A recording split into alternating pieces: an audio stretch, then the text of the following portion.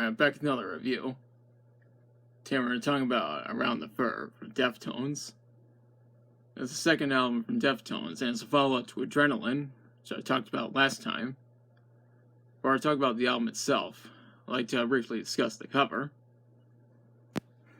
And I read that the cover is actually a photo that was taken by Rick Kosick during a late-night party in Seattle, since that's where Deftones were recording. To be specific, they were recording at Lavio between April and June of '97. I also like to mention that Rick Kosick is one of the camera guys from Jackass, but that's a different story. Now, for this album, Terry Date took over as the solo producer, unlike last time where one of the songs was produced by Ross Robinson. This album was released on October 28th, '97 under Maverick Records. Deftones were still in the realm of nu metal this time around, but also touched upon alternative metal, alternative rock, and even shoegazing. It's also the first Deftones album where lead guitarist Stephen Carpenter would be using a 7-string guitar. Then again, most of the following albums would also have him using a 7-string. It's also the second time where Frank Delgado did audio effects for some of the songs. In fact, he did that for My Own Summer, Shove It, Around the Fur, Die the Flu, Head Up, and MX. He also did audio effects for some of the songs on Adrenaline, but I forgot to talk about that last time. He didn't become an official member of the band until '99 when he became the band's keyboardist. Now to talk about the songs. This album starts with My Own Summer, Shove It, which was actually the first single from this album. The single was released on December 22nd, '97, which was almost 2 months after the album. It's actually the first charting single for the band and reached number 29 on the UK singles chart. It's also one of Deftones' most popular songs, so much so that it ended up on the soundtrack for The Matrix, which I will review eventually. There's also a music video for the song. It was directed by Dean Carr, and I'll post a link to it in the description.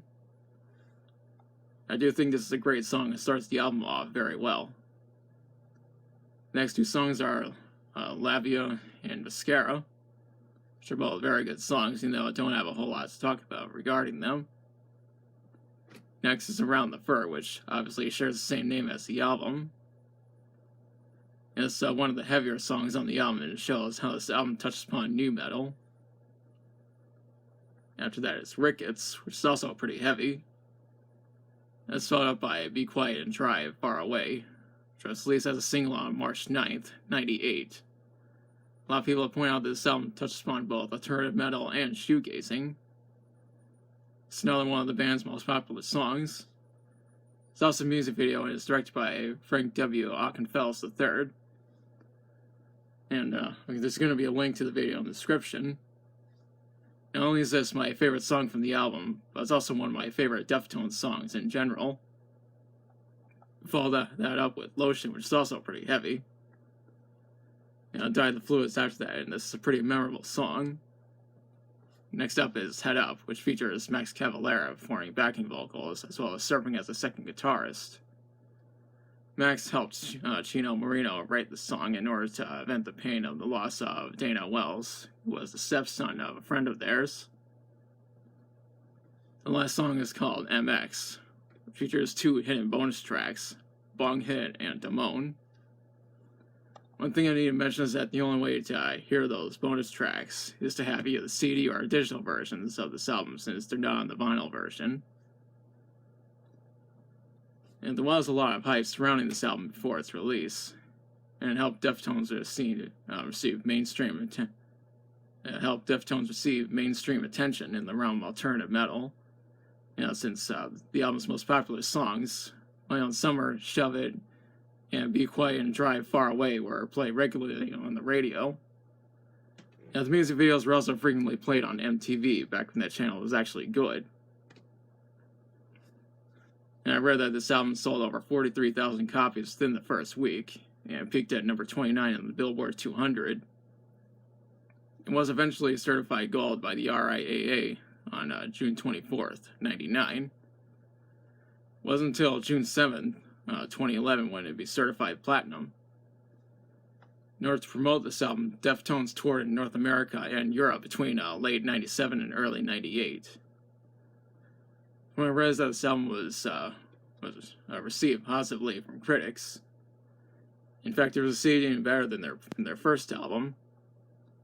As for my opinion on it, I personally think it's better than Adrenaline.